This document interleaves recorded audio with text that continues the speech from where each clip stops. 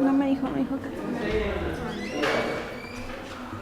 Bien, jóvenes, vamos a empezar con la regulación de la emoción. Para esta regulación, nosotros entendemos de que una célula puede tener un distinto estímulo y puede generar la expresión diferencial de sus genes. En el caso de los organismos multicelulares, nosotros entendemos que el DNA es el mismo, sin embargo, las proteínas son distintas por el tipo de célula. La regulación entonces debe de darse en una vía muy larga, ¿no? Donde pueden existir distintos puntos de regulación. Aquí tenemos el DNA para formar una molécula de RNA, hay un control transcripcional. Quizás uno de los principales puntos de control. Este RNA transcripto va a generar, en el caso de los eucariotes, un procesamiento para un RNA maduro, un mensajero maduro. ¿Se acuerdan que hay un procesamiento, un splicing, corte de electrones, combinación de electrones, adición del 5' capuchón, adición de la cola de Roli A del RNA? Entonces, esos sistemas pueden estar deteniendo que un RNA salga a traducirse. También hay moléculas transportadoras del RNA. Si el RNA no es trasladado al citosol, no va a producir proteínas. Este RNA transportado también, ya listo para su traducción, puede generar la proteína. Pero en algunos casos el RNA puede tener una vida media muy corta, quiere decir que se va a degradar rápidamente. Si se degrada rápidamente, vamos a tener una RNA. Si no, vamos a tener una proteína. Una proteína que también, cuando nace, puede ser una proteína inactiva, pero esta proteína puede, obviamente, regularse por su actividad. Si hablamos de la transcripción, en la transcripción tenemos dos principales moléculas moduladoras, que son los represores y los activadores. Un represor es toda molécula que impide que la RNA polimerasa se una al promotor. Entonces, el represor tendrá una unión a un segmento conocido como operador, en el caso de procariotes. Y este operador se encuentra dentro del promotor. La finalidad del represor es bloquear la RNA polimerasa. Vemos aquí, se unió el represor, ya no se puede unir la RNA polimerasa. Y por el contrario tenemos la molécula activadora. La activadora no se une al promotor, se unirá a un lugar adyacente al promotor para permitir que la polimerasa reconozca el promotor. Muchas veces el activador lo que hace es modificar la polimerasa para que ésta pueda unirse rápidamente al promotor. Tanto promotores como activadores como represores, reconocen los enlaces de hidrógeno, los grupos de aceptores de hidrógeno que se encuentran en el DNA. Entonces, se reconoce específicamente una secuencia y la geometría, la forma que tiene el DNA. Una proteína completa no puede entrar en el DNA, sino segmentos de la proteína. Un segmento puede ser un motivo especial, un motivo característico. Tanto represores como activadores pueden tener este segmento que es denominado hélice torsión hélice. Una alfa hélice proteica, una torsión y otra alfa hélice proteica. Tenemos dos. Están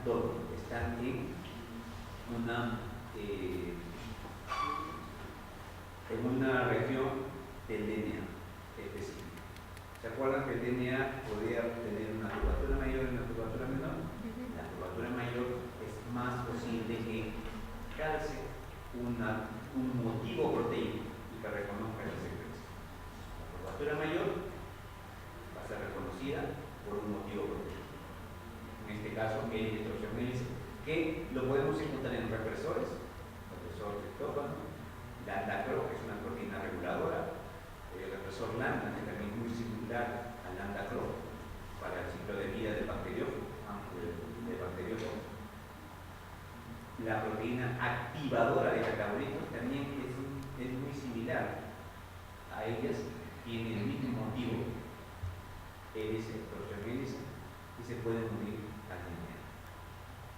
Hay otros motivos, no es el único motivo que tienen estas proteínas reguladoras, tanto activadores como represores. Los dedos de zinc son estructuras proteicas que utilizan moléculas de zinc para unirse al DNA. La sierra de leucina son también dos hebras de leucina que se colocan sobre las curvaturas mayores del DNA y se enlazan. Los motivos de hoja beta también están ahí colocados en el video. Una forma de regulación muy conocida en procariotes es denominada la regulación en base a operón. El operón genera un transcripto polisistónico. ¿Por qué? Porque un RNA contiene varios histrones, A, B, C. Entonces, estos histrones son regulados por un solo promotor. Un solo promotor genera un transcripto. Y en este transcripto nosotros encontramos diferentes regiones reguladoras. Una región reguladora para la regulación negativa, que hemos dicho, que es el operador, que está dentro del promotor, y una regulación positiva, que va a ser para el activador. Regulación negativa al represor, regulación positiva al activador. Tanto el represor como el activador son proteínas, y las proteínas vienen de un gen. Entonces también podemos incluir en este sistema de operones los genes regulatorios, que van a codificar a los represores o activadores para producir tanto represor o activador que se unan a la secuencia reguladora para la transcripción de estos genes. El ejemplo básico es del operón lactosa. Aquí tenemos en la Z, la Y, la A que codifican la beta-galactosidasa, a la lactasa permeasa, a beta-galactosidasa transferilasa. Generan un mRNA polisistrónico, 1, 2, 3 histrones. Estos tres son utilizados para el metabolismo de la lactosa, la permeasa, del paso, la beta-galactosidasa y la lactosa transferilasa van a permitir la degradación de la lactosa y del interior celular hacia glucosa.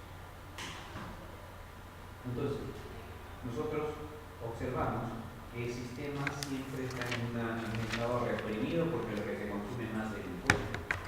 Entonces, la cosa está apagada. ¿Cuándo está apagado? Cuando el represor LAC, que ha sido sintetizado por el gen LAC-I, genera el represor. Pero este represor bloquea la transcripción, se está asociando y disasociando, y se disocia, se asocia y disocia, asocia y disocia. Entonces, en el momento de disociarse, si es que existe en el citoplasma esta molécula, que es la lactosa, que es un producto del metabolismo de lactosa, esa molécula puede generar que el represor ya no se una al DNA. ¿Por qué? Porque la cambia. Si la alolactosa se une al represor, cambia su estructura.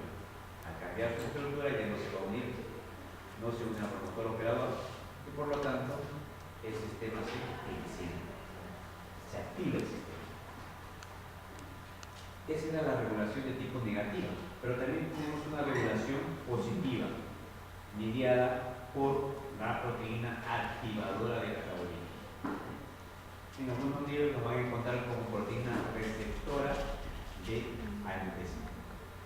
La proteína receptora de AMP cíclico es porque actúa con AMP cíclico.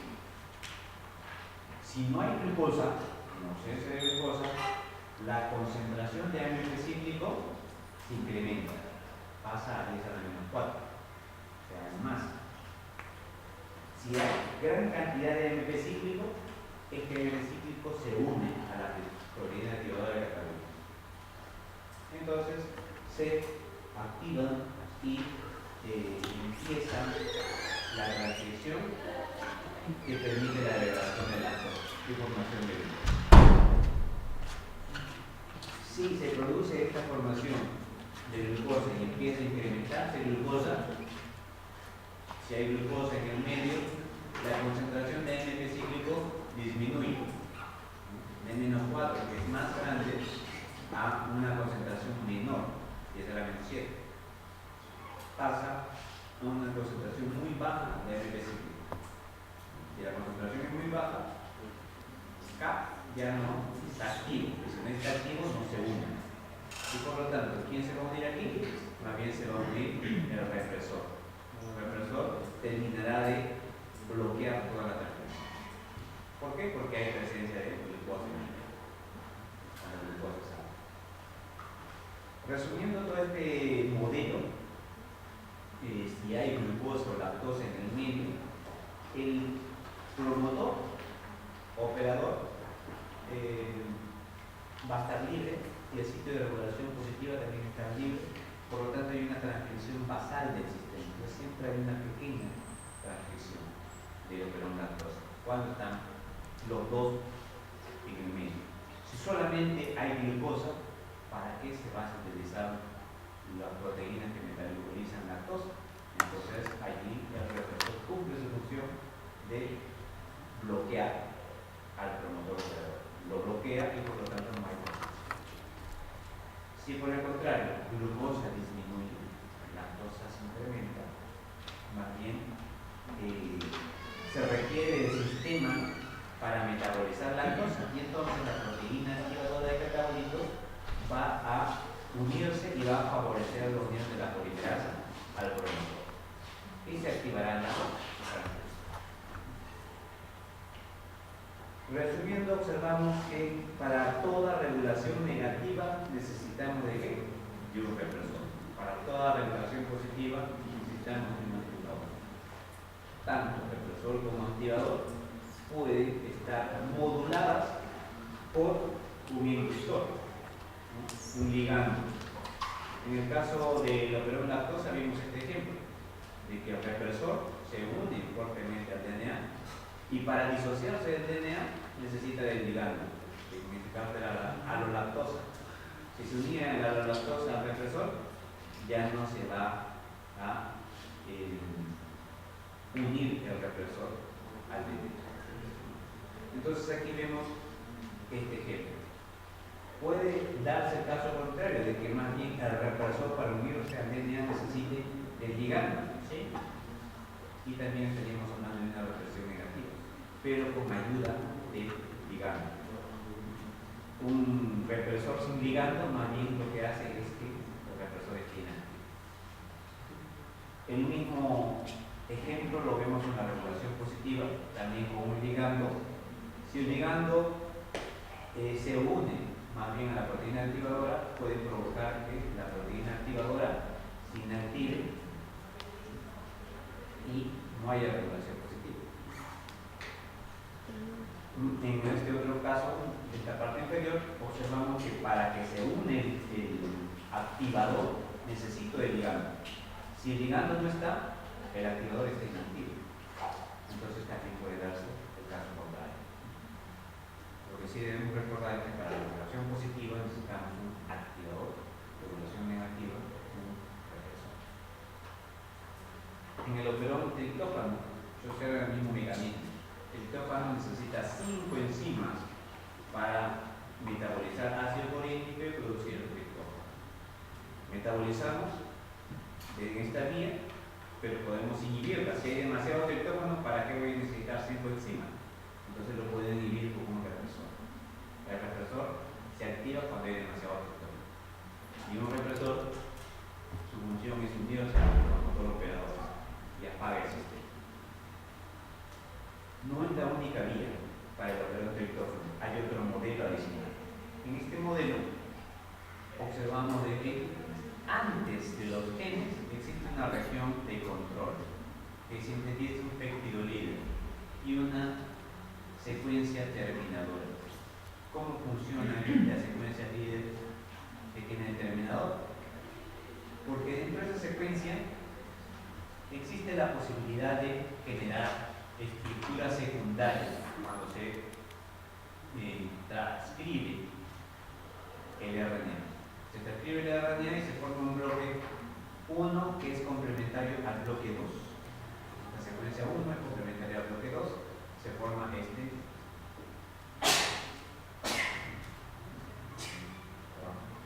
esta estructura secundaria. Y también podemos observar que el bloque 3 se puede unir al bloque 4. Solo esta estructura del bloque 3 con el 4 es una estructura terminadora.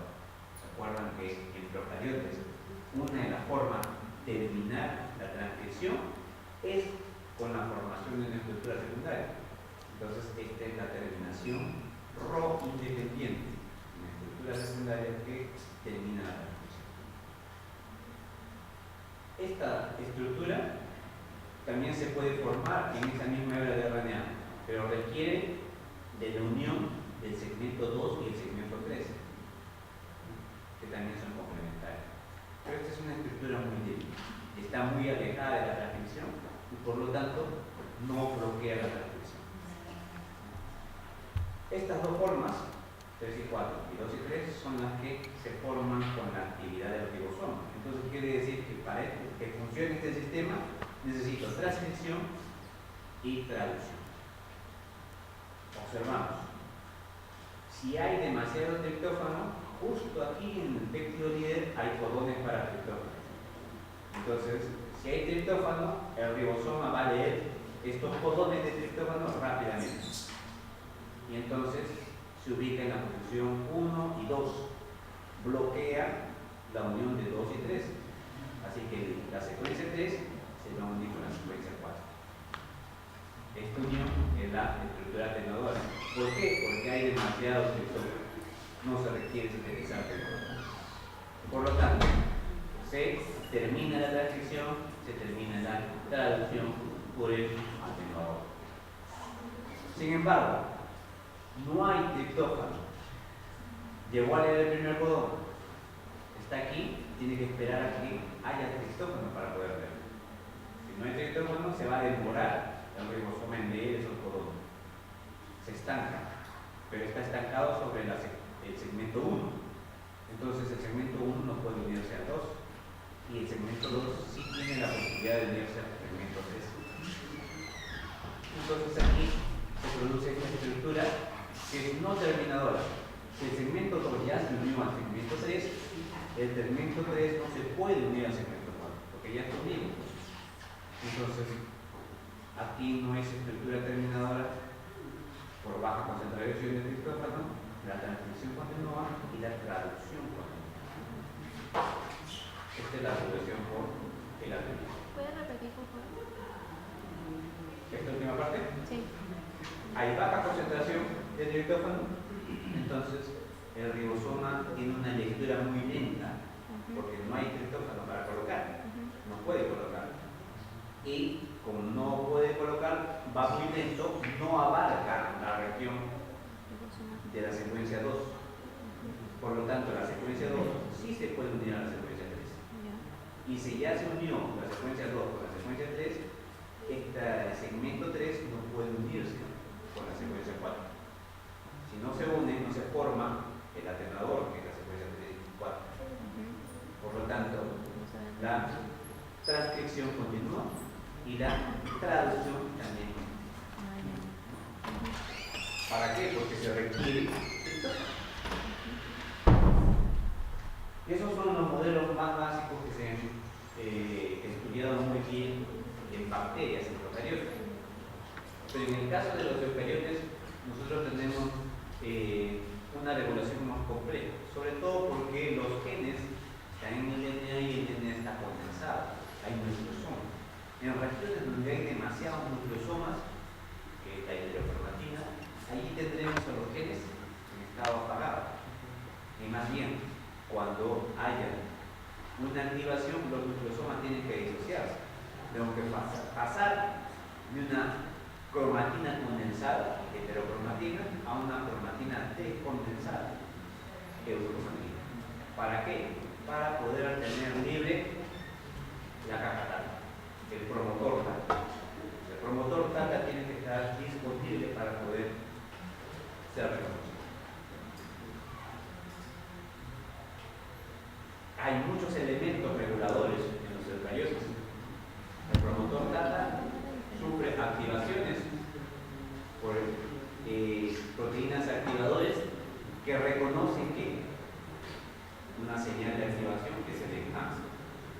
enhancer es una secuencia en DNA que recluta activadores. Y esta secuencia es un exacerbador, favorece la transcripción. Vemos aquí que puede estar alejado del promotor, incluso muy alejado, en un extremo del cromosoma puede estar el enhancer que regule la expresión de una proteína. Vemos el enhancer en el plasma muy lejos del promotor, del gen que va, sobre el gen que va a actuar. Pero también hay bloqueadores de la actividad del enhancer, que son estos, los elementos aislantes. Proteínas que se unen a una secuencia aislante específica en el DNA. Aíslan, separan esta secuencia de la actividad del enhancer, ¿no? Con su activador. Entonces no se va a producir la expresión.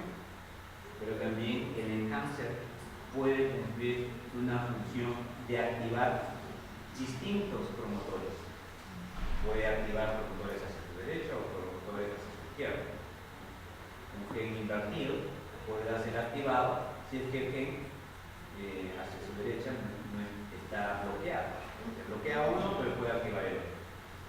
Entonces esa es la función del enhancer. Y en algunos casos la ubicación también del enhancer es propicia, porque el enhancer, como hemos dicho, puede estar muy alejado, pero a veces el enhancer está ubicado dentro del gen que va a regular. En un intrón puede estar ahí ubicado. Entonces el activador se une y modula la actividad. Los eventos más importantes en esta regulación tenemos aquí la actividad transcripcional. Los activadores son proteínas que van a reconocer el enhancer. Reconocen al enhancer y lo que hacen es tratar de que los nucleosomas se disocien. Hay varias formas de disociar nucleosomas. Unas utilizando complejos que remodelan la cromatina. Entonces el enhancer se une a su activador, el activador convoca las proteínas que remodelan la cromatina y se disocian los nucleosomas y permite que el promotor esté activo. Tata esté libre. En otros casos, el activador unido al enhancer, lo que vamos a hacer es que se activen las histonas acetiltransferasa. ¿Qué es una histona acetiltransferasa? Coloca glucosa acetato sobre las histonas.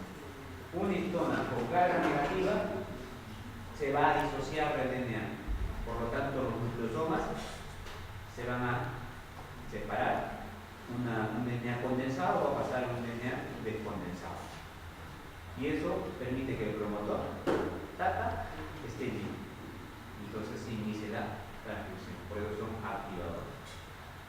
Los activadores no solamente remodelan la cromatina, sino que también pueden ejercer su función, está unido el activador al enhancer, y ejercen su función al mediador o a los factores de transcripción. ¿Por qué? Porque favorece la unión de tata, el reconocimiento de tata. ¿Se acuerdan quién se unía a tata? TBP. ¿Se acuerdan qué era TBP? Tata Binding Protein. Tata Binding Protein, TBP, forma parte del factor de transcripción 2 de la polimerasa. Puede ser afectado por algún activador. Los mediadores también pueden ser afectados por el activador.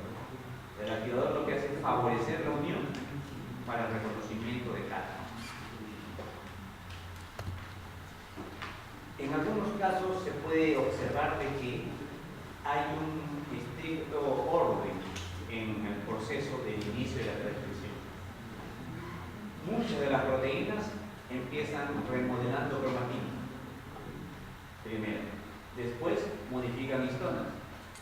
Otros activadores más para que después de RNA polimerasa y todo el complejo de transcripción reconozca al promotor. Ese puede ser una de las vías. Remodelar cromatina, modificar histonas y todo el complejo, incluido RNA polimerasa, se formen y reconozcan como motor. Otra de las vías, que también ocurre en funcionamiento de Messier, puede ser que primero se modifiquen las histonas, después se unan todos los factores transcripcionales, incluido la RNA polimerasa, y después la remodelación de la cromatina. Entonces, hay un orden para algunos genes y en otros es distinto, pero siempre van a intercalar estos factores. Remodelar cromatina, modificar histonas y unir los factores transcripcionales con la RNA polimerasa sobre el cromatina. Todo eso es necesario para que se inicie la represión. Para la represión, nosotros podemos tener diferentes formas de reprimir un gen. Una de ellas es por competición. Se compite el DNA, la unión al DNA. Tenemos aquí la proteína activadora y la proteína represora. Ambas están compitiendo por una región en el DNA. Habíamos dicho que el activador siempre se va a unir al cáncer. En este caso, el cáncer también se está sobrelapando con la unión de regulación negativa. Entonces, quien llega primero va a ser el que va a ejecutar su función. Si llega el activador primero, se activará. Si llega el represor, se reprime. Ambos compiten por un sitio. Hay otra forma de regulación en la cual el represor, unido a su secuencia específica de regulación negativa, y el activador, unido al cáncer, bloquean la acción. El represor bloquea la acción del activador, uniéndose. El represor se une al activador y se ha bloqueado la transcripción. Porque el represor inhibe al activador. Está muy próximo. Otra forma de represión es modificando los mediadores para que el mediador no se una al activador. Aquí vemos el activador que trata de unirse al mediador, pero ya el mediador ha perdido su forma porque ya se unió al represor. Entonces, el complejo, todo se ha formado, pero no hay transcripción porque la RNA polimerasa no se activa. Es una represión directa sobre los mediadores. Los represores también pueden modificar la estructura de la cromatina. Vemos aquí el mecanismo indirecto. Cuando vimos la activación, ¿qué se necesitaba para la activación? Remover los nucleosomas. Para la represión, lo que se requiere es agrupar los nucleosomas, condensar el DNA. Entonces, el represor, unido a su secuencia, puede hacer que se recluten y se conglomeren más los nucleosomas, se enrollen más y se remodelen los nucleosomas. El represor también puede remodelar la cromatina reclutando a quién? A las histonas de acetilasas. ¿Qué hace una histona de acetilasa? Elimina los acetatos. Si eliminamos los acetatos de las histonas se compactan. Ese es claro ejemplo contrario al de las histonas acetilasas, que lo que hacen es descompactar, eliminando los otros. Entonces ahí vemos lo contrario, por ejemplo, uno positivo y otro negativo. No es la única modificación sobre las histonas que permiten una reversión. También las metilaciones en las histonas están relacionadas a la regresión, compactación de DNA, que también puede ser reclutada por las represores. Los represores reclutan a las histonas multitransferasas. Una gran proporción de genes, 8% de toda la capacidad codante del genoma, está dedicada a regular la transcripción de los genes. Se va a regular la transcripción de los genes por ese gran número de proteínas.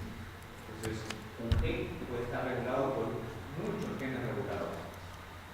Incluso estas proteínas que se sintetizan van a estar reguladas por otros eventos. Existen diferentes vías de regulación.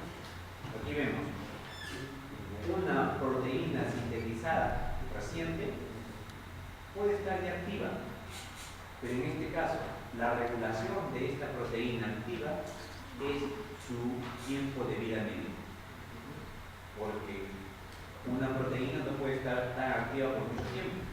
Entonces esta proteína se va a degradar rápidamente para cumplir su función.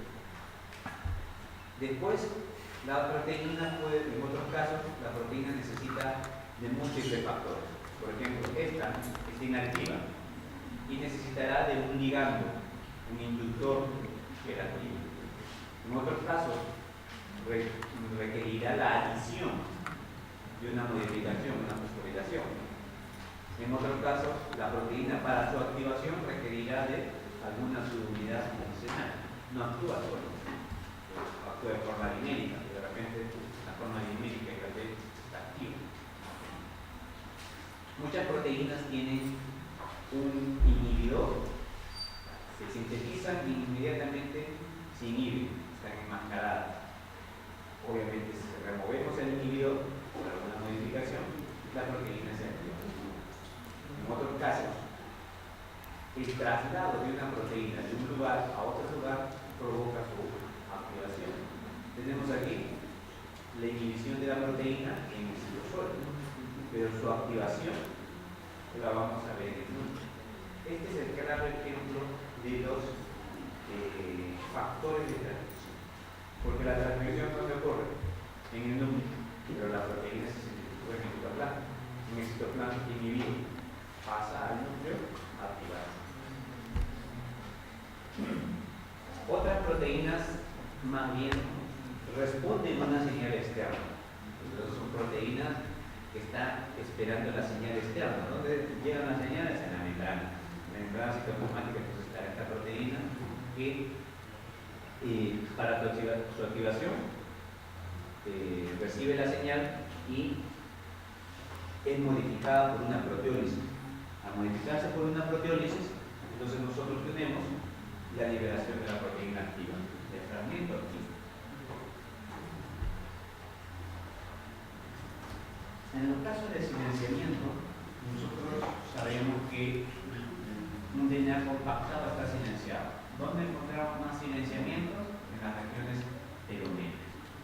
Hay muchas proteínas que intervienen en ese silenciamiento. RAF1, CIR2, CIR3, CIR4 están conglomeradas, condensan el DNA. No solamente en las regiones teloméricas, en las regiones de heterocromatina interna también están incluidas estas proteínas y lo que hacen es enrollar sobre el DNA. Entonces se inhiben todos esos genes. Esa inactivación en muchos casos hace que la heterocromatina, desde un punto de inicio, se dice que es nuclear, desde ese punto de inicio empieza a bloquear, empieza a enrollar, pero ese efecto de ir enrollándose puede abarcar la posición de algunos genes. Entonces, como que se expande la heterocromatina. Un ejemplo lo vemos en los ojos de la drosófila. En los ojos de la drosófila hay un pigmento rojo. Y ese pigmento rojo le da esa coloración. Pero no todas las células tienen la misma heterocromatina. En algunos casos, la heterocromatina ha avanzado más. Si la heterocromatina avanza y bloquea la región donde está el gen del pigmento rojo, esa célula ya no va a tener el pigmento rojo. Entonces dice que hay un efecto de posesión, porque el gen quedó dentro de la heterocromatina. Se quedó dentro de la cromatina, no produce pigmento rojo y esa célula es una célula sin pigmento. Entonces hay un parche blanco.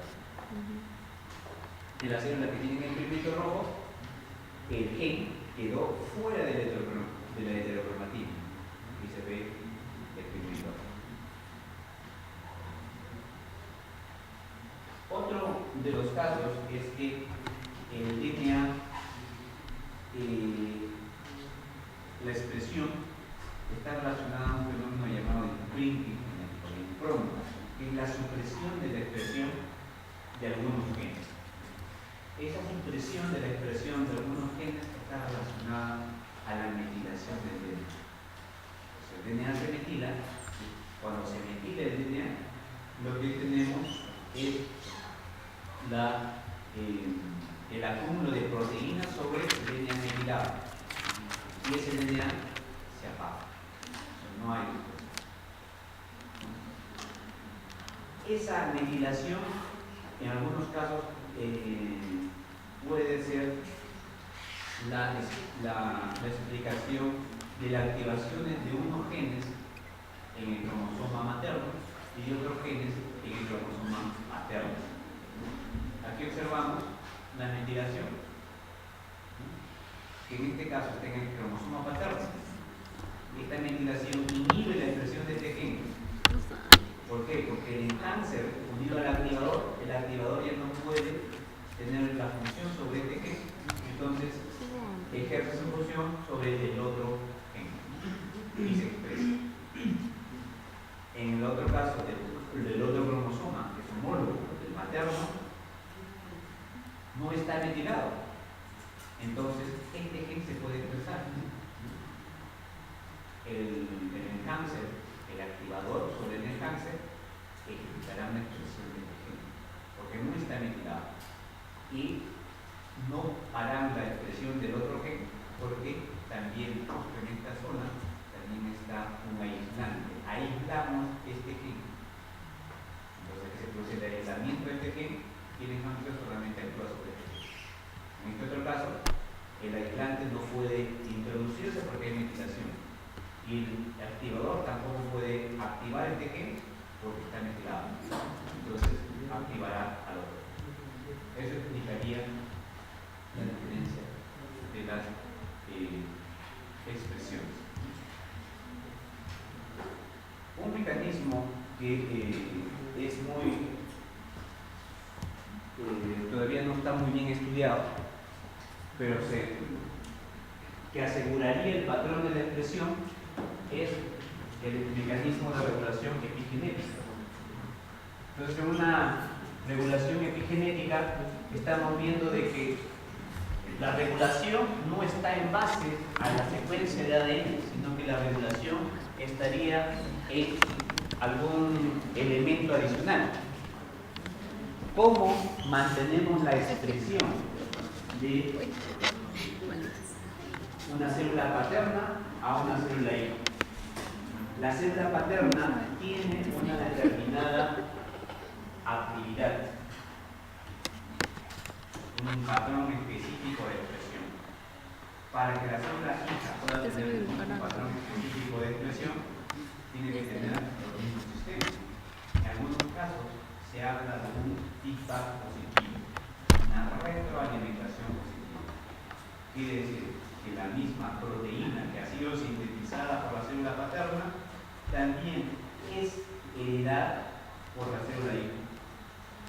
La proteína, el DNA obviamente sabemos de qué se está heredando, en este caso la proteína está pasando también a la célula hija, y al pasar esta proteína que proviene de la célula paterna también va a mantener la misma expresión como lo hacía en la célula paterna. Entonces la paterna y la hija tendrán el mismo patrón de expresión, los mismos genes estarán expresados. Otro de los mecanismos para mantener el patrón de expresión están relacionados a la modificación de las histonas y la metilación. Si nosotros tenemos un DNA normalmente tenemos regiones de heterocromatina y regiones de eucromatina, ¿cierto? En una región de heterocromatina generalmente hay la metilación. La metilación en esta región de heterocromatina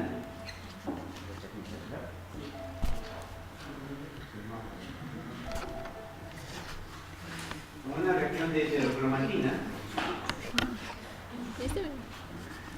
Yo también quiero verme. habíamos dicho que podemos Yo me tener golpeo. el DNA condensado. Voy a grabar para que van a iniciar. Y este DNA condensado puede estar relacionado a la metilación. El sistema está apagado. En electromatina no está condensado, no hay metilación, el sistema está encendido. Pero si nosotros duplicamos el DNA, ¿qué obtenemos? Cada hebra va a generar una hebra hija. Esta va a mantener la metilación, pero la otra hebra no, la hebra hija no. Las proteínas que estaban asociadas en el momento de la duplicación también se han separado. O sea, aquí había demasiadas zonas. Varios nucleosomas. Y acá no, porque tiene que abrirse el DNA. Entonces, entonces, el reconocimiento de la metilación es importante. Y debería de existir, bueno, existe un sistema que hace que las hijas también se metilen.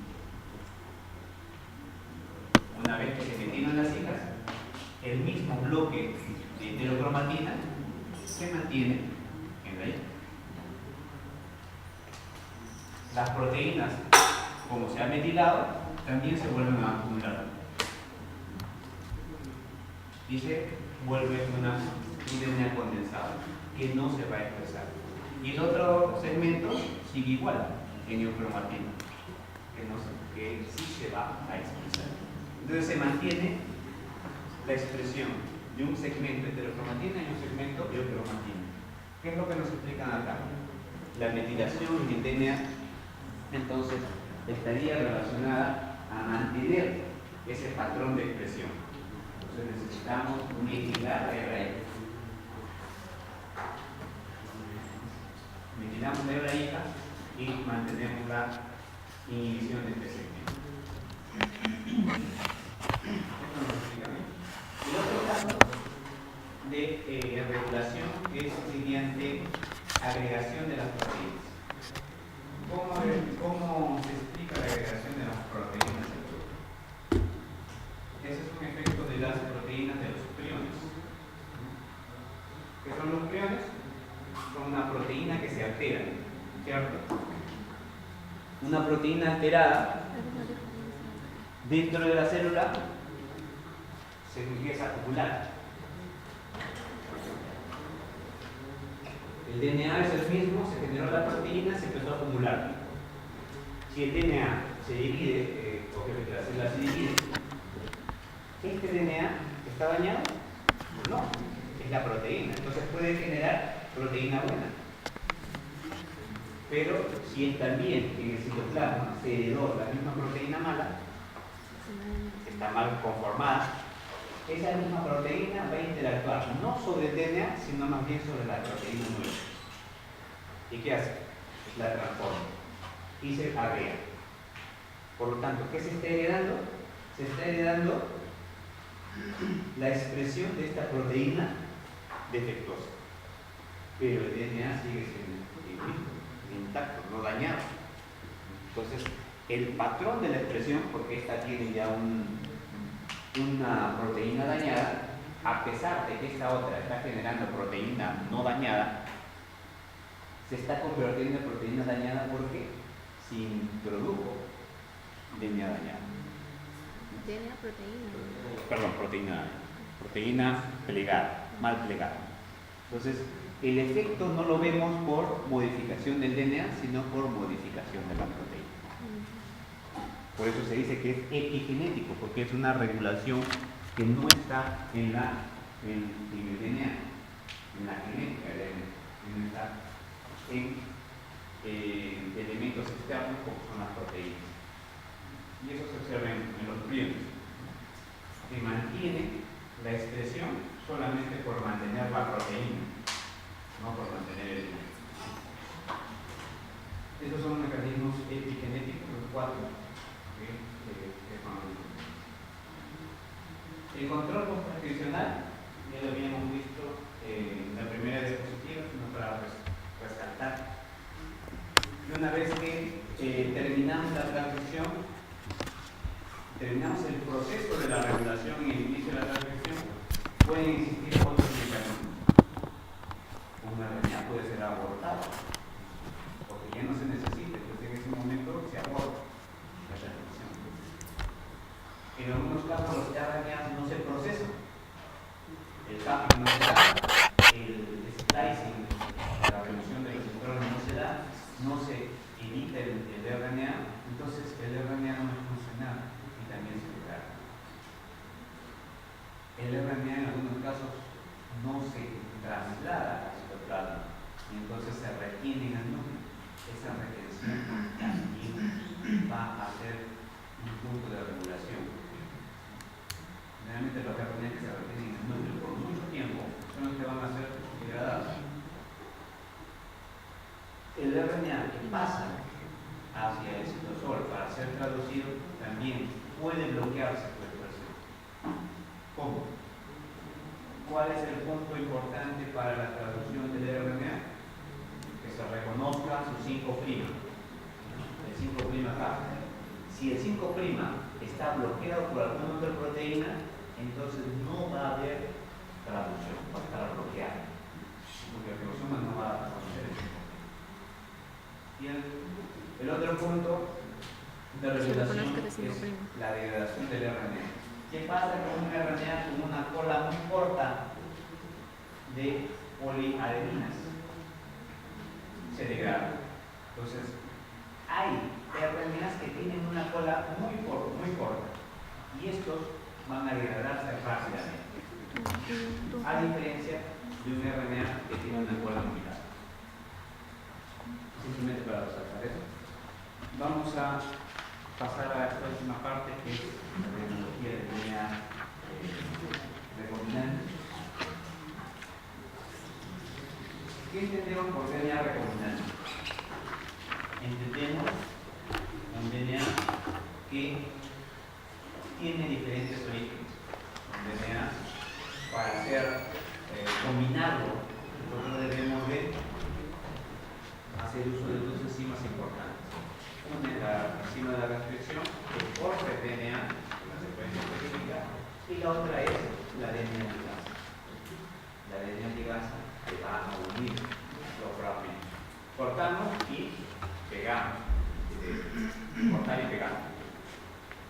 ¿Cómo cortamos? La enzima de restricción específicamente reconoce la unión del enlace fosfato. Entonces, cortamos este enlace fosfato porque una enzima de restricción reconoce una secuencia denominada secuencia palíndromo. ¿Qué es palíndromo? Cuando tenemos una secuencia leída en la hebra 5'3' y en el complementario también 5'3' la encontramos. GAATTC. Este es un palíndromo reconocido por la enzima EcoR1. Y la enzima corta en el lado de la guanina. Entonces cortamos aquí y obviamente para el complementario el mismo corte aparece en el otro extremo. ¿Qué originamos? Originamos extremos cohesivos. Estos extremos pueden unirse a un fragmento de ADN que tenga la misma característica, ¿no? Este fragmento tiene la misma característica, este fragmento no, este otro tampoco, entonces no puede unirse. El único que se va a unir es este, ¿no? Por complementariedad. Se complementa, es otro DNA. Y me está quedando todavía el OH libre de 3' y el fosfato de 5' libre. Para sellar esta unión por complementariedad se requiere la ligasa. Entonces la ligasa sella esas uniones y ya tenemos un DNA recombinante.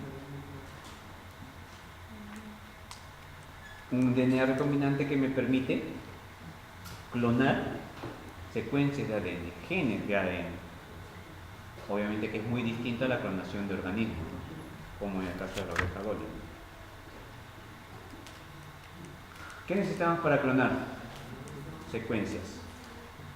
Un vector, un transportador de DNA. Ese vector es el que va a transportar un DNA exógeno, que va a ser el inserto. Un vector tiene que tener la propiedad de replicarse, tiene que ser funcional dentro de un organismo. Entonces, aquí lo tenemos, un vector muy conocido es el plásmido, que es un DNA circular, pero este tiene que reproducirse, tiene que replicarse y debe de replicarse ¿dónde? En un hospedero. Necesitamos pues un hospedero celular. Para el caso de los vectores plasmídicos, el hospedero celular es el pólipo, procariote. En algunos casos tenemos vectores que necesitan hospederos celulares eucariotes, como levaduras, y hay incluso hospederos como células humanas o células de insectos, como las humanas en el caso de que estemos haciendo una terapia génica, por ejemplo. El inserto obviamente es el segmento de DNA que yo tengo de interés, que quiero mantener, quiero replicar. ¿Cómo hacemos una clonación? Tenemos el vector, hemos dicho que es funcional, entonces tiene que tener un origen de replicación para poder replicarse por sí mismo. Tiene que tener un gen de selección, como aquí vemos este plásmido que tiene la selección a resistencia a ampicilina. Y este vector tiene que ser unido al fragmento que yo quiero clonar, el inserto.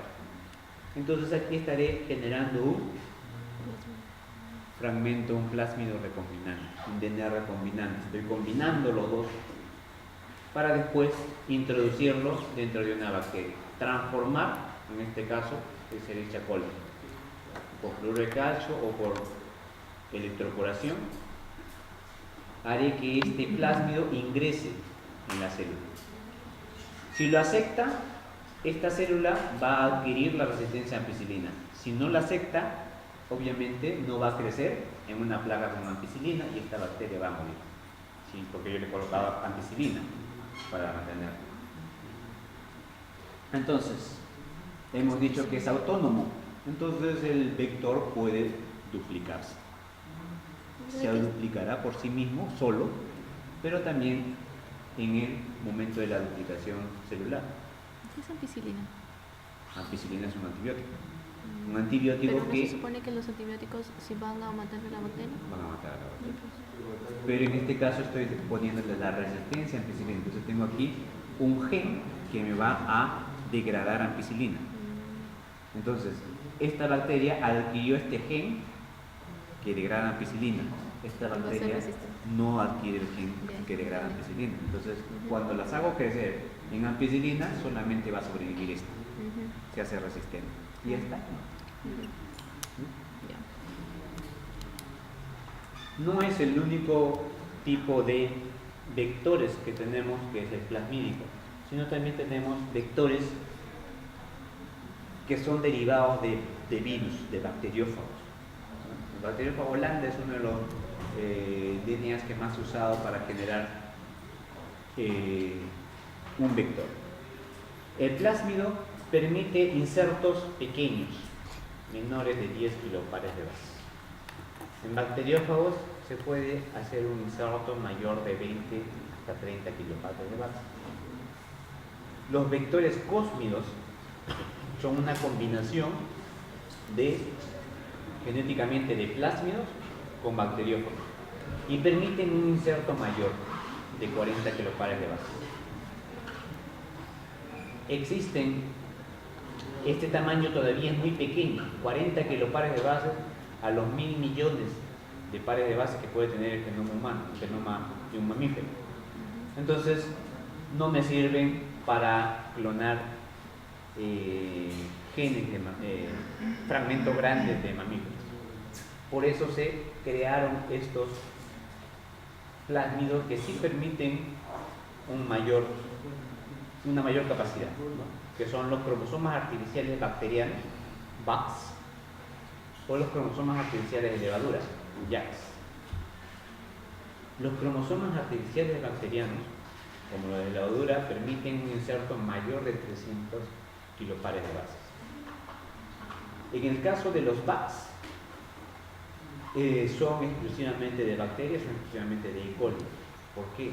Porque en E. coli, cuando se estudió la conjugación, se observó que el pili sexual se conjugaba porque se transfería el factor F, que es un plásmido gigante. Ese plásmido gigante se le eliminó la gran parte de DNA y solamente se dejó su segmento replicativo, y entonces todo puede reemplazar un inserto de 300 kilopares de base. Entonces actúa como un factor F, que es muy inmenso. Y tenemos el cromosoma artificial bacteriano.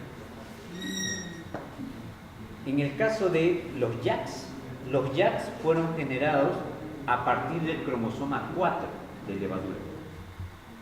Es un DNA lineal. La parte del centrómero se mantiene, la parte del telómero se mantiene para que pueda replicarse, pero casi uno de los brazos es eliminado. Entonces el inserto reemplaza casi uno de los brazos. Entonces permite un inserto grande, ¿no?, en el cromosoma 4 de levadura. Todo vector tiene que tener un sitio de clonamiento único. Entonces aquí tenemos, en el caso del plásmido, se ha generado este segmento que se denomina sitio de clonamiento múltiple. Múltiple porque varias enzimas pueden reconocer su secuencia allí.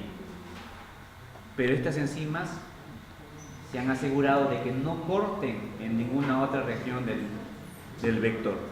Solo van a cortar en el sitio de clonamiento. Y lo cortan por una sola vez.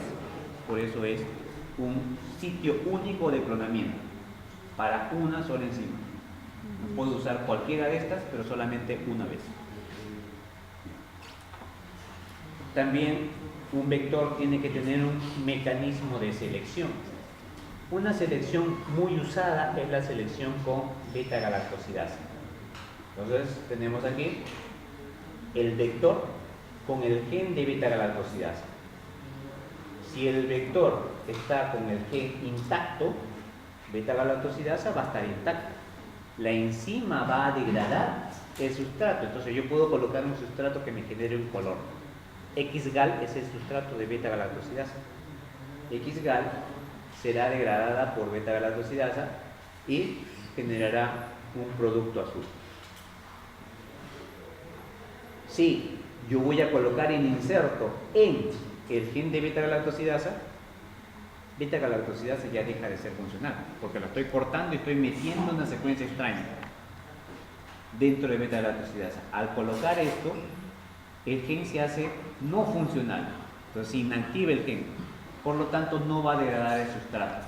Si yo he colocado el sustrato en toda la placa, solo las que tienen beta-galactosidasa intacta van a ser azules, y las que no tienen beta-galactosidasa intacta, las que tienen el inserto, son las que van a ser blancas. Colonias con insertos, blancas. Colonias sin insertos, azules. Y eso me permite identificarlas. Los vectores pueden estar agrupados para dos distintos análisis. Un análisis que me permite el análisis íntegro de DNA en bibliotecas genómicas. Una biblioteca genómica solamente está hecha a partir de DNA. Existe otro tipo de análisis con RNA. En el RNA tengo primero que transformarlo a DNA, en DNA complementario, en DNA copia, para poder, sobre todo, tener la expresión de la proteína. Entonces es usado para análisis de proteína. Un sistema de librería genética genómica trata de tener toda la secuencia de un genoma. En el caso del genoma humano es una gran cantidad de secuencia. Imagínense que el genoma humano, para leerlo totalmente, es como si ustedes leyeran una pila de guías telefónicas del tamaño del monumento del obelisco de Washington. Todo eso es lo que abarca el genoma humano. Obviamente es tan grande que no puede ser leído de una sola vez. Por eso es que se utilizaron los BACs. Los BACs tenían mayor capacidad de mantener un segmento. Pero incluso este segmento es muy grande, son 300.000 pares de bases. Entonces no puedo leer 300.000 pares de bases, tengo que fragmentarlo. Cada uno de los BACs generó otro grupo de vectores con inserto, un grupo de plasma con una secuencia más pequeña que podía ser leída, pero que no puede cubrir el 100% del genoma, porque con tanto corte que se hace, algunas regiones no se llegan a sobrelapar, entonces es posible que se pierda algo del genoma. Aquí vemos el análisis genómico, por ejemplo, en VAX. En VAX tenemos aquí todas las colonias, cada una es separada individualmente y cada una es analizada para saber si es que tienen el inserto o si no tienen el inserto. ¿Cómo habíamos dicho que seleccionábamos? Por el color azul. Le colocábamos el sustrato y vemos, esta colonia está azul, por lo tanto, no tiene el inserto. Las otras colonias tienen blancas, entonces sí tienen inserto. Aquí hay varias que no tienen el inserto.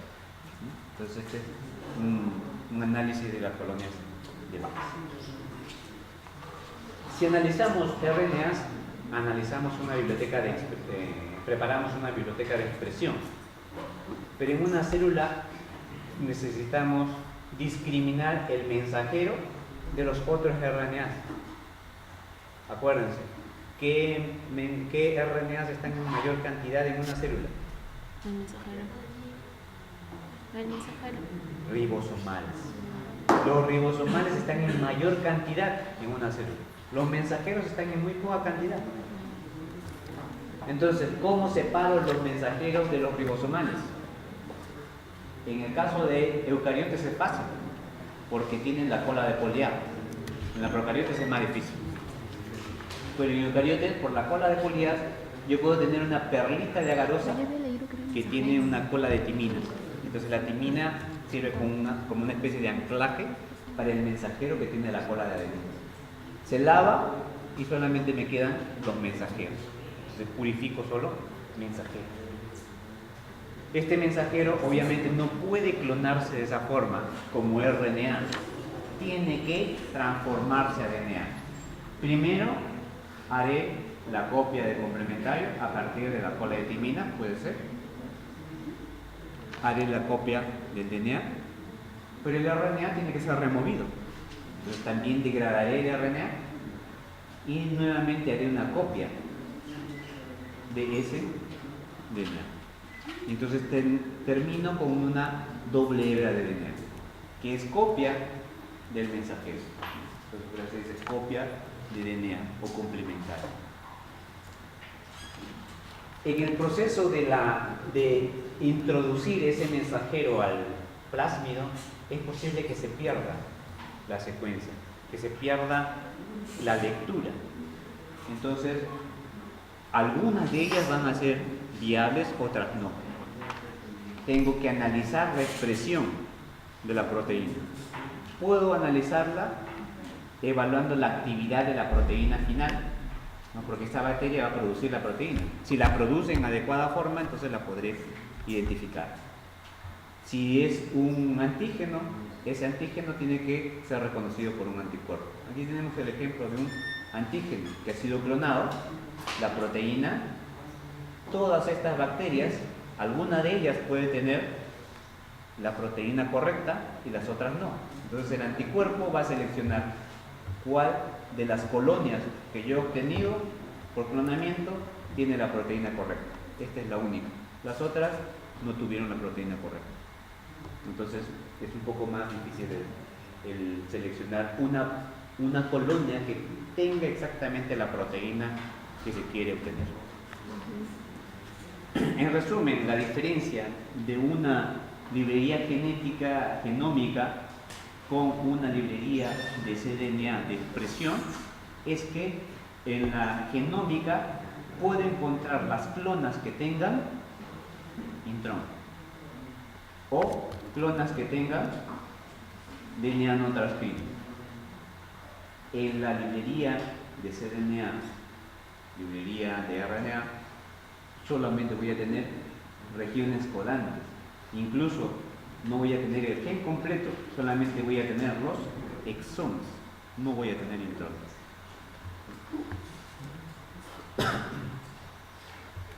muchos de genómicas y estos otras estructurales, ¿no? análisis con Seguro. vectores de expresión permiten generar proteínas recombinantes, proteínas que permiten hacer más llevadera la salud humana. Hay insulinas como proteínas recombinantes, factores de crecimiento, vacunas, factores de coagulación han sido desarrolladas como proteínas recombinantes que actualmente se utilizan.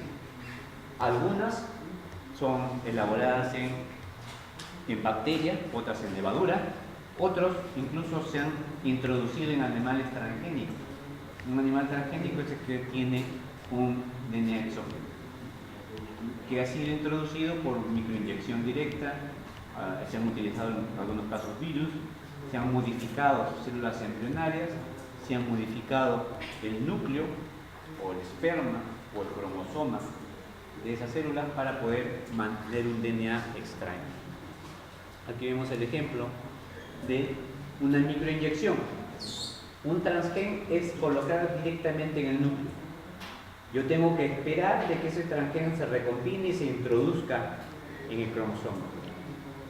Puede introducirse en un cromosoma o puede producirse en los dos cromosomas homólogos. Si se introducen los dos cromosomas homólogos, yo tendré un organismo transgénico homocigoto. Si solamente se introduce en un cromosoma, tendré un organismo heterocigoto transgénico. No somos igual. Lo ideal es que ¿Homo o hetero? homo es que se introduzca en los dos Los cromosomas. dos. Ay, no. Entonces yo tengo, los dos cromosomas tienen el transgénico. Ujú. Pero si solamente uno llega a tenerlo, Hetero. entonces tendré un heterocigoto. Ujú. Entonces yo tengo que seleccionar cuáles son los homocigotes, cuáles son los heterocigotes y cuáles no recibieron el transgénico. Lo mismo para el viral, casi lo mismo. Ya no utilizo una aguja, sino más bien utilizo un virus. Y el virus es el que va a infectar. Infecta la célula y el transgen se recombina. También podemos tener un transgénico homocigote o heterocigote. También tengo que buscar cuál es el transgen homocigote. En el caso de las células embrionarias son tomadas de blastocitos, se modifican con el transgen, selecciono las que han sido modificadas y nuevamente las inyecto en el blastocito para también hacer de nuevo la búsqueda del homocigote o el heterocigote. La transferencia nuclear, cambio todo el núcleo. Puedo introducir un núcleo modificado con un transgen dentro de un óvulo anucleado, un óvulo al que se ha quitado el núcleo. Este proceso se hizo con la oveja Dolly, ¿no? Y que generó un clon de oveja. Nosotros podemos generar con esa metodología cabras transgénicas, por ejemplo, que produzcan el activador plasminógeno en la leche. Utilizar un animal como un bioreactor para producir una proteína humana. La lactoferrina humana también es producida en la leche de algunos vacunos. No solamente los animales han sido modificados, sino también algunas plantas, sobre todo el arroz, que es ampliamente consumido a nivel mundial. ¿Para qué? Si el arroz colocamos genes que puedan sintetizar mejor la vitamina A, que tenga más cantidad de carotenos, estos van a combatir la ceguera en las personas que consuman más arroz. Están consumiendo más carotenos, están consumiendo más vitamina A. El genoma humano, después de todo el análisis, se ha visto de que no tiene la cantidad de genes como se esperaba. O sea, la cantidad de genes es muy reducida, 25.000 genes. No, 25.000, en algunos casos, algunos dicen que hasta 30.000 genes, pero no más. Entonces, eso en relación a Drosophila que es tan minúsculo, tiene 14.000 genes. ¿No?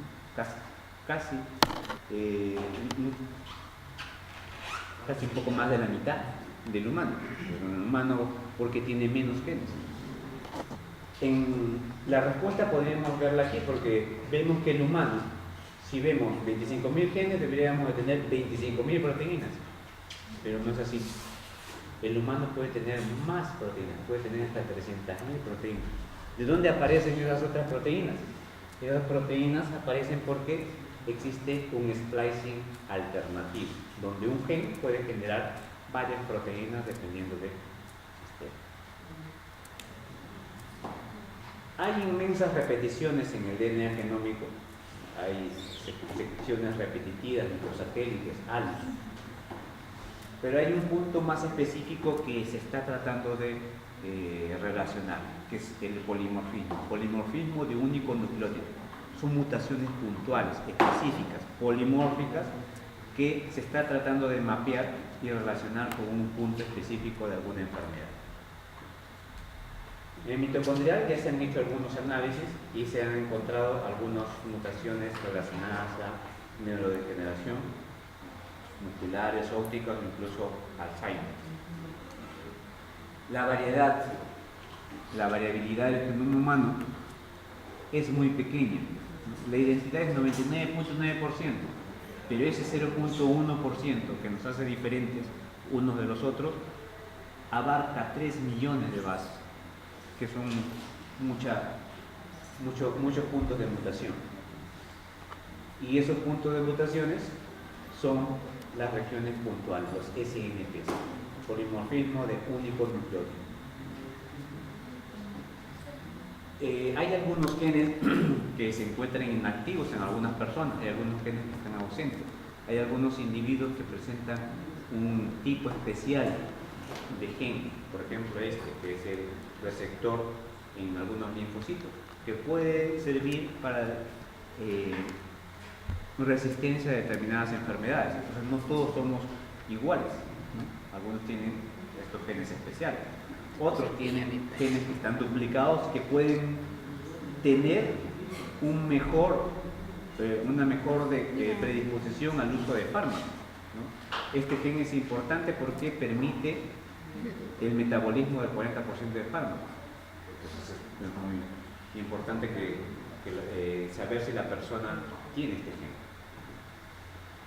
Los estudios en genética más desarrollados en países desarrollados, Europa, Asia, Norteamérica, pero en muchas regiones como las sudamericanas todavía no se tiene un gran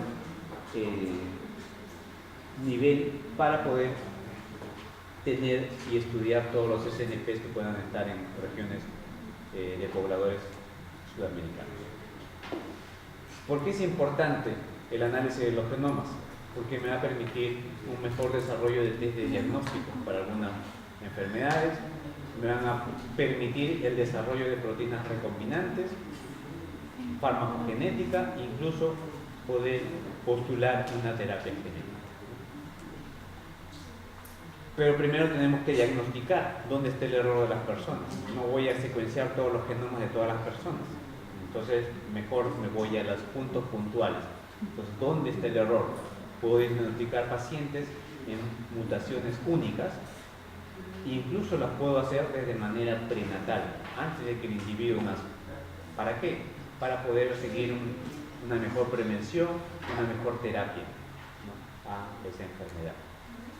Los temas de diagnóstico empleando ácidos nucleicos se basan sobre todo en PCR, se amplifica el DNA, o los temas de FISH, hibridación in situ, ¿no?, por fluorescencia. La reacción en PCR, polimerasa triazal, amplifica el DNA, Carl Müller la propuso en 1983 y tiene innumerables aplicaciones. Permite una mejor clonación, permite un mejor secuenciamiento, un mejor diagnóstico, permite generar mutantes, análisis de mutaciones, pruebas de paternidad, análisis forense, entonces tiene una gran variedad. Aquí tenemos un ejemplo, el diagnóstico molecular por PCR y RPLP. Se amplifica un segmento común a la especie A, B y C. La especie A no tiene un sitio para la enzima HindIT3, entonces no va a ser cortada por HindIT3, genera un fragmento largo. Aquí está, 700 pares de base. La especie B sí tiene un sitio de corte, un sitio de corte que genera 2 fragmentos. La especie C tiene un sitio de corte que genera 2 fragmentos casi del mismo tamaño. Entonces se observa la diferencia de la especie A, que son un fragmento, la especie B, 2 fragmentos alejados, y la especie C, 2 fragmentos de tamaños muy próximos. Entonces puedo discriminar los tipos de especies. Lo mismo podemos hacer con la genética humana, poder discriminar, relacionar las secuencias de DNA humano. Aquí vemos un análisis de satélite. Nosotros heredamos parte paterna y parte materna, dos segmentos de ADN que pueden representarse aquí como un locus. El locus es una ubicación específica. No se analiza un solo locus, sino se tiene que analizar varios locus. Si solamente cogemos el locus 1 para análisis, observamos el paterno tiene un segmento grande, el materno tiene un segmento pequeño. Aquí se invierte, aquí se diferencia, uno es más grande que el otro. Aquí nuevamente tenemos el mismo caso del B. Si lo corremos en un gel de electroforesis, observamos A y B, los 2 fragmentos grandes, los 2 fragmentos pequeños. F, el fragmento grande y el fragmento pequeño. A, B y F. A, B y F son casi similares. Para el fragmento C, no. Acá tenemos un segmento mucho más grande y acá un segmento mucho más pequeño. Más grande y mucho más pequeño. Entonces observamos que C es totalmente distinto a A, B y F. A, B y F sí estarían emparentados, pero no podemos establecer exactamente la relación. Tenemos que analizar otro locus. Analizamos otro locus y observamos en el verde A tiene estos dos, B tiene estos dos, C tiene estos otros que es totalmente diferente y F estos dos. Aquí emparentamos a D y F con este locus, pero A se diferencia. Ya sabíamos que C era diferente. Ahora con este locus diferenciamos a A. Analizamos otro locus y observamos que B y F sí se mantienen. A es totalmente diferente. Entonces podemos relacionar F y B como parientes, A como un pariente lejano y C totalmente distinto. El PCR cuantitativo permite analizar la cinética. El PCR es tipo real, la cinética de un PCR. Permite cuantificar el DNA. Permite conocer cuánto DNA hay en el inicio. Si hay un DNA muy poco, DNA en la reacción, se requerirá un ciclo mayor de amplificación. Si hay demasiado DNA, requeriré de un ciclo menor de amplificación. Entonces observo allí la diferencia y puedo establecer una cuantificación. Esto se logra gracias a la fluorescencia, porque el sistema PCR en tiempo real utiliza fluoróforos que se pueden intercalar o fluoróforos que están adicionados a sondas específicas, sondas o estructuras específicas. Vemos aquí el resumen. Este es el caso del fluoróforo que se intercala. Se produce producto, se intercala. Es muy inespecífico. Cualquier producto puede tener fluorescencia con este fluoróforo. En caso de que se utilicen sondas, la sonda está normalmente apagada porque hay un apagador, ¿no?, de la fluorescencia. Pero cuando se está produciendo el producto, se libera el fluoróforo y entonces se genera la fluorescencia. Entonces aquí observamos, con la amplificación va a haber fluorescencia. Utilizando sondas es más específico. Utilizando otras estructuras secundarias también. La unión va a depender para que se produzca la fluorescencia. Si se está produciendo un producto en específico, no va a haber fluorescencia. El PCR en tiempo real ha sido utilizado, incluso permite un mayor análisis. Observamos aquí en este PCR en tiempo real para malaria. Me permite identificar en una sola muestra los distintos tipos de malaria que pueden haber. Otro caso, otro ejemplo es el del diagnóstico con resistencia a rifampicina para tuberculosis. Este equipo Expert se ha desarrollado específicamente para el análisis de la resistencia de la ampicina. Un esputo, una muestra de esputo se procesa, se lava, se purifica el DNA. Ese DNA inmediatamente es amplificado por PCR, es un PCR de tiempo real, y el resultado lo da en 1 hora 45 minutos. Cuando el análisis para resistencia a ampicilina por cultivo demora 6 meses. Las tecnologías no basadas en ácidos nucleicos, obviamente utilizan los anticuerpos. Ahí tenemos el ELISA, el Westerlo. Otros que utilizan bacteriófagos, en el caso de las placas de cultivo, utilizan bacteriófagos, y otros utilizan la espectrofotometría de masa, pero son no basadas en ácidos nucleicos. El secuenciamiento de ADN ha sido desarrollado por Max y Gilbert y por Sanger. El método de Sanger es específico al uso de dideoxinucleótidos. ¿Qué es un dideoxinucleótido? Es un terminador, es un nucleótido que no tiene el grupo OH3'. Entonces ese nucleótido no va a permitir que se coloque otro nucleótido adicional. Si yo lo mezclo con los nucleótidos normales, la polimerasa va a tratar de sintetizar, pero llega el nucleótido terminador y se trunca. Sintetiza normal y se trunca. Sintetiza normal y se trunca. Entonces eso No va a haber genera... replicación. ¿Sí? No va a haber replicación. No va a haber replicación. Entonces cuando se coloca el dideoxi ya se para. No hay más amplificación. Entonces aquí observo que se están produciendo todas las posibles bandas, todos los posibles puntos de terminación. Los separo en un gen y obtengo la secuencia. Cuando utilizo, en este caso, fluoróforos distintos, en una sola reacción observaré la secuencia. Este tipo de secuenciamientos de Sanger, utilizando el terminador, el dideoxi, fue el que se utilizó para el secuenciamiento del genoma humano, ¿no? Hasta el 2001. Pero a partir de allí empezaron a haber nuevos métodos de secuenciamiento. Ya se dejó de lado el uso del dideoxi. Empezó a usarse más bien la medición del pirofosfato. Se acordarán que para la síntesis de DNA, cuando la polimerasa coloca un nucleótido, se libera pirofosfato. Entonces este es un secuenciamiento en tiempo real. Yo coloco guanina y si la polimerasa libera pirofosfato, tendré señal. Coloco citosina, libera fosfato, tendré señal. Pirofosfato, señal. Entonces la secuencia tiene guanina, citosina.